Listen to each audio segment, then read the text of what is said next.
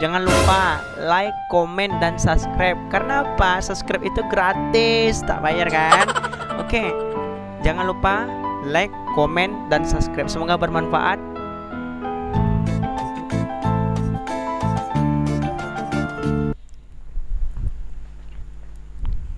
Assalamualaikum. Waalaikumsalam. Benar ini kelas Al-Quran Hadis? Benar. Bapak masuk di kelas ini ya? Oke, berarti benar. Oke. Bagaimana kabar semuanya? Baik, Pak. Alhamdulillah. Sehat semua ya? Iya. Oke. Baik, sebelum kita memulai pembelajaran, yang menjadi ketua kelas pada kelas Al-Quran Hadis ini siapa? Ibrahim, Pak. Oke, silahkan. Ya, gerak. Berdoa, mulai. Bismillahirrahmanirrahim. Rabbi zidni ilman warzuqni fahman. Amin. Baik, sudah kita siapkan tadi ya oleh ketua kelasnya. Baik, sebelum kita memulai pembelajaran, Bapak akan absensi dulu kita ya. Oke, mulai dari absen yang pertama. Silahkan nanti angkat tangannya ketika Bapak panggil namanya. Bilang hadir, oke? Oke, Pak. Adam Malik. Hadir, Ustaz. Oke. Boru Silegar. Hadir. Oke, hadir. Cinta. Hadir. Oke, hadir. Raja Lotung Hasibuan. Hadir, Ustaz. Oke. Muhammad Al-Kausar Fatahillah. Oke. Hadir, Ustaz. Ibrahim. Hadir, Oke. Ustaz. Muhammad Zuhri Tauhid. Hadir. Oke, hadir. Alhamdulillah. Semuanya hadir pada hari ini ya. Baik. Anak-anak Bapak yang Bapak sayangi, pada kesempatan kali ini kita akan mempelajari satu dari materi Al-Quran Hadis pada kesempatan kali ini terkait tentang hukum tajwid. Baik, silahkan didengarkan. Bagi yang mau mencatat, dicatat. Hukum bacaan mad lazim mukhaffaf kilmi dan mad lazim mutsaqal kilmi. Sebelumnya ada yang tahu tentang pembelajaran ini apa itu mad lazim? Enggak tahu, Pak. Oke, mungkin ada dari beberapa kita sudah tahu contohnya, tapi tidak tahu apa nama bacaannya. Sebelumnya anak-anak Bapak, ketika kita mempelajari Al-Quran atau membaca Al-Quran, kita diwajibkan, dianjurkan untuk mengetahui yang namanya tentang hukum tajwid. Mengapa demikian? Karena rubbatilil Quran wal Quranu yal'an, banyak orang yang membaca Al-Quran namun dia dilaknat oleh Al-Quran itu sendiri. Tahu nggak kenapa? Iya, karena apa yang dia baca itu tidak sesuai dengan kaidah tajwid. Dia hanya sekedar membaca, kemudian dia tidak mau mempelajari Al-Quran dengan baik. Dia gengsi belajar sama siapapun, padahal ilmunya masih kurang. Maka anak-anak Bapak, siapapun bisa menjadi guru kalian ketika dia memiliki ilmu tentang tajwid, Al-Qur'annya bagus ketika dibacakan, maka kalian bisa belajar bersama orang-orang seperti itu. Baik, kita langsung saja masuk ke topik pembahasan kita adalah mad lazim mukhaffaf kilmi yang pertama, kemudian mad lazim mutsaqal kilmi. Ada dua pembahasan anak-anak Bapak. Mohon diperhatikan, nanti akan ada pertanyaan dari Bapak. Kita masuk ke materi yang pertama. Mad lazim mukhaffaf kilmi. Ada yang tahu di sini arti mad itu apa? Mad itu artinya panjang. Apa artinya? Panjang. Iya, panjang. Panjang. Mad dibaca panjang. Kemudian lazim. Lazim itu apa? Lazim itu artinya pasti. Biasanya yang tidak memberikan kepastian itu siapa? Ayo. Pak, cowok. Jadi mad lazim itu pasti. Jikalau kita tidak diberikan kepastian, maka kita akan sakit hati kan. Tapi kalau dalam Al-Quran tajwid ini mad lazim itu pasti. Oke. Kemudian namanya muhaffaf. Muhaffaf itu artinya apa? Muhaffaf itu artinya diringankan. Khaffaf, ringan. Ringan sama seperti kalian yang ketika mencintai seseorang, kemudian seseorang itu menyakiti diri kalian sendiri, maka sesuatu yang pantas kalian lakukan adalah melupakannya. Ringankan, mudahkan pikiran kita melupakannya. Oke, itu cuma intermezzo ya. Oke, kita masuk ke mad lazim muhaffaf kilmi. Apa itu mad lazim muhaffaf kilmi? Mad lazim muhaffaf kilmi itu artinya apabila ada mad apa namanya? Mad tabi'i atau tanda panjang, itu biasanya garis melintang. Huruf setelahnya itu atau bertemu dengan huruf yang sukun atau mati. Dalam apa? Dalam satu kalimat dan tidak di akhir kata. Biasanya itu di awal. Bagaimana cara membacanya, Ustadz? Cara membacanya itu dengan membacakan sebanyak 3 alif atau 6 harokat.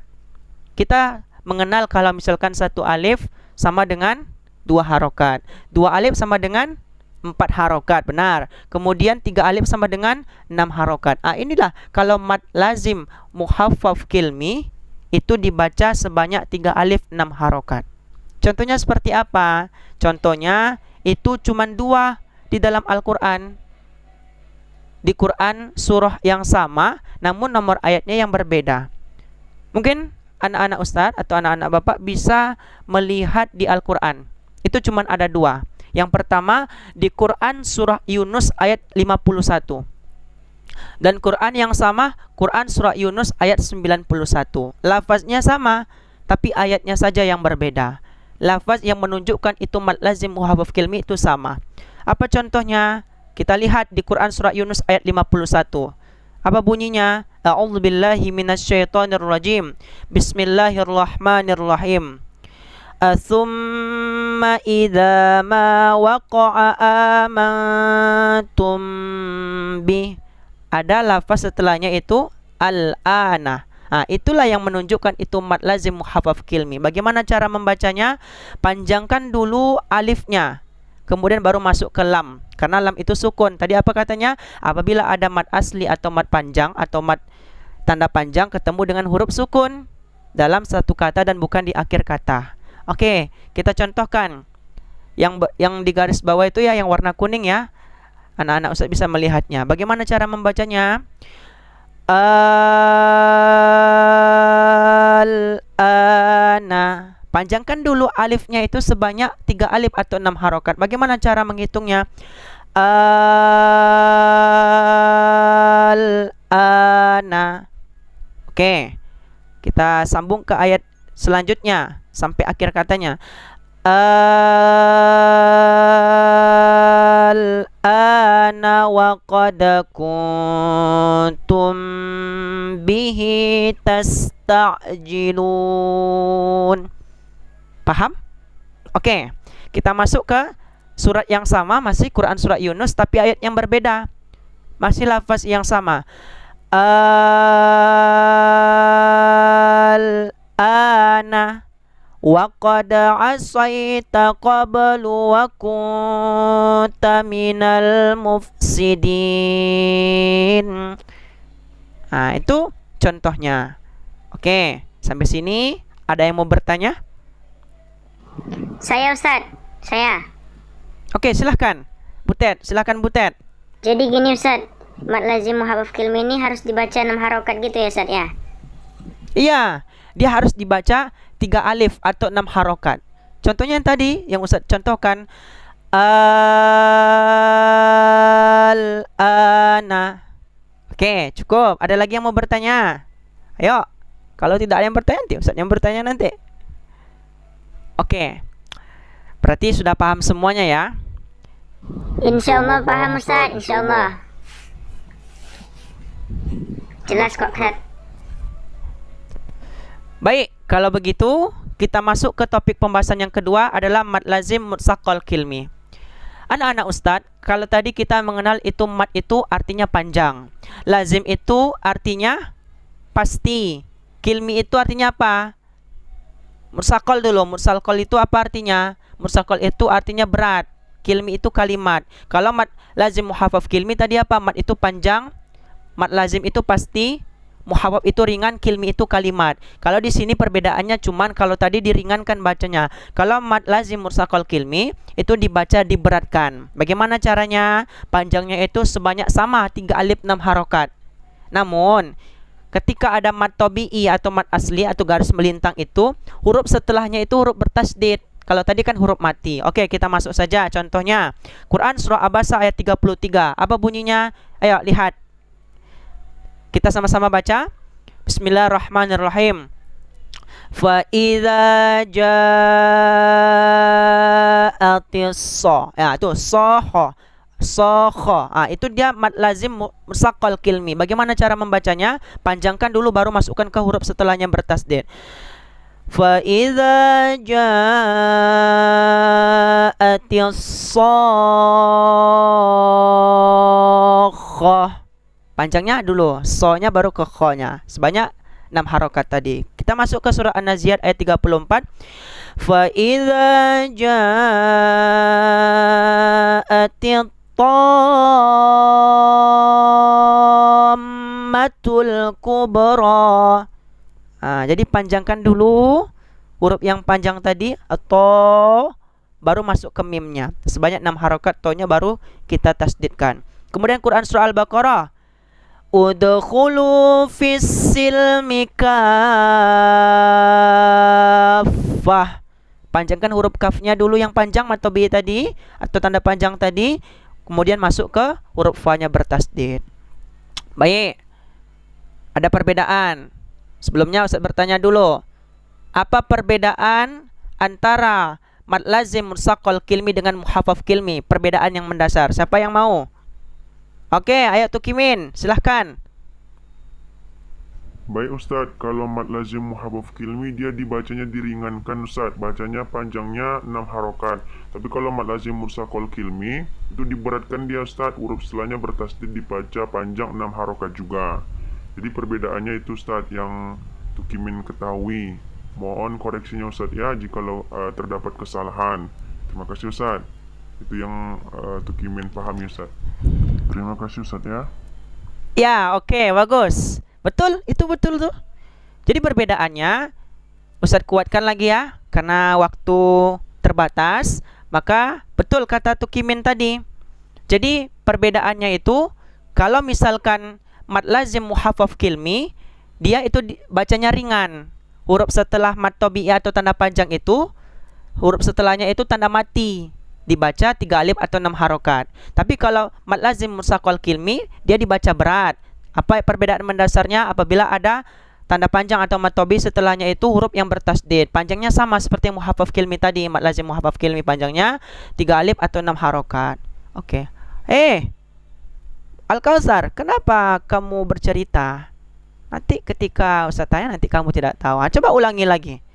Ustaz yang bertanya, kalau misalkan mad lazim muhaffaf kilmi dibaca seperti apa? Diringankan Ustaz. Ya, diringankan. Kalau mad lazim musaqqal kilmi? Diberatkan Ustaz. Oke. Tanda panjangnya berapa? Berapa lama baca panjangnya itu? 3 alif atau 6 harokat. Oke, iya bagus. Kalau kayak gitu kan bisa. Tapi kalau usahakan jangan bercerita sama kawannya. Ini perbedaannya nanti mendasarnya ketika ujian kalian tak dapat nanti. Nilainya nanti rendah mau. Oke. Baik.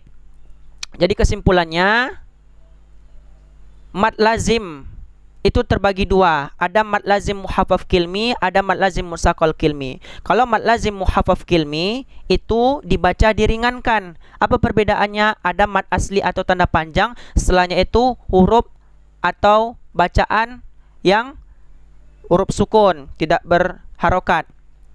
Contohnya apa tadi? Contohnya kalian bisa lihat tadi di Quran surah Yunus, kan ada 2 tadi tuh kan. Yunus ayat 51 sama 91. Al-ana, panjangkan dulu sebanyak 6 harokat. Kemudian kalau mad lazim musaqqal kilmi itu dibaca diberatkan, sama ada mad asli atau mad tabi'i, setelahnya itu huruf bertasdid. Matul. Mungkin itu saja untuk pertemuan kali ini. Kepada anak-anak Ustadz, mohon diulangi materi ini. Karena apa? Kalau Al-Quran ini dia harus pembiasaan, diulang-ulang terus, dibacakan setiap hari, baca di dalam rumah. Oke? Mungkin itu saja. Tugas minggu depan kita akan ulangan mengenai materi ini. Tolong dibaca dan dipahami dengan baik. Soalnya adalah nanti objektif dan esai. Terima kasih. Ustadz mohon maaf apabila ada kesalahan. Semoga kita dapat bertemu di kesempatan atau minggu selanjutnya. Assalamualaikum warahmatullahi wabarakatuh.